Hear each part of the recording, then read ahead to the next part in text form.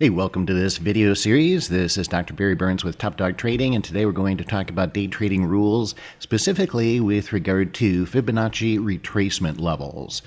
What are they? Okay, first thing is Fibonacci retracement levels are support resistance lines. And we are basically plotting levels on the chart after an impulse move to find how far the market will retrace before it continues in the direction of the trend. So let me show you exactly what I mean here using the E-minis. So here's an impulse move, and what we're looking for here, first thing is a major move in the market, a very significant move, and we're looking for a significant high that will stand out to anybody on the chart and a significant low.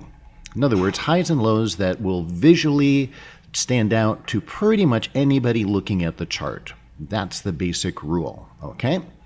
Now, after we get the impulse move, the question is, and the rule that we're going to apply is, if we want to trade in the direction of this trend, now we have a retracement, and it retraces. Okay, we can see in hindsight it went this far, but if we're trading in real time, we don't have that benefit. We want to know, well, is the market going to retrace maybe just this far and then go down?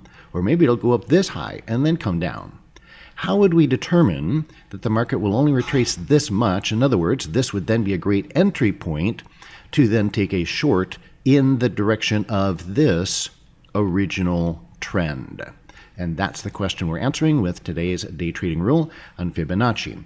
All right, so first of all, let's look at what these Fibonacci numbers are. Let's bring those up so that you can have them on your chart.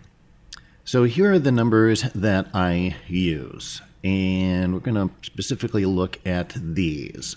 Remember, this is a percentage of how much the market retraces back toward the initial impulse move where it started. So we've got 0%, it doesn't retrace at all, 23.6, 38.2, 50, 61.8, 76.4, and 100. So those are the numbers that we're using. You can write those down if you need to. Import them into your own charting platform, and I'll show you what it looks like here in just a moment. So we go up here to our Fibonacci retracement drawing tool. We start here, that's the beginning of our impulse move. We bring it down to the bottom, and now you can see these numbers draw on the chart. So this is where we started from. If the market goes down here and it doesn't retrace at all, how much is it retracing? 0%.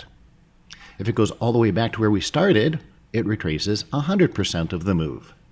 So then we have these ones in between, 23.6, 38.2, 50, halfway, 61.8, and 76.4. So as you can see, now we're just going to be using this tool from this point on. Now, here's the tricky part that a lot of people don't talk about with Fibonacci retracements for day trading. And by the way, this works for swing trading, it works for E-minis, stocks, forex, whatever. So we come to our first Fibonacci retracement, and these are support resistance levels is essentially what they are. The reason that I'm doing this video is because I did another video on invisible support resistance levels where I talked about floor trader pivots, and I talked about mid pivots. And one of the people who watched the video put in a comment asking me if those were Fibonacci levels. And I said, no, they're not. Those are different. And I promised that I would do a video on Fibonacci. So here it is. But here's the big question. Here's the tricky part. So we have a resistance level right here, the 23.6% retracement of this impulse move, right?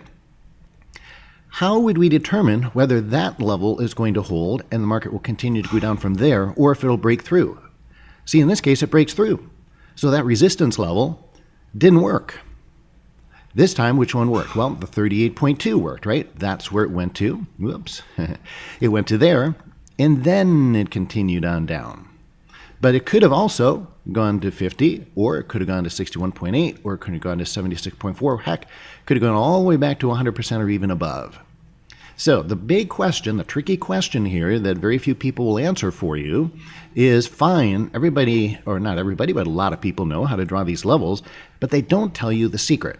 How to determine which one of these will be the final resistance level that will hold and then the market goes down back in the direction of the trend after that. Because, and that's so important, because that, my friends, that's going to be your entry point to go short. So let me show you how to do that.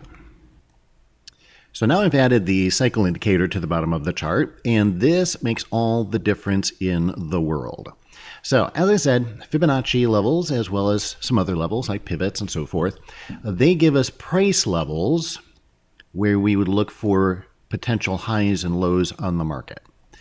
The other thing, though, is that a chart is a two-dimensional object.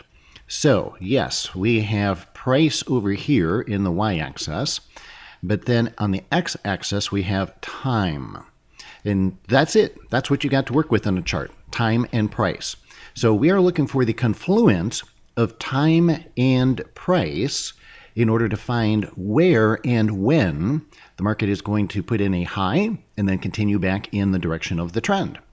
So the Fibonacci levels, they give us potential prices where the market could top out.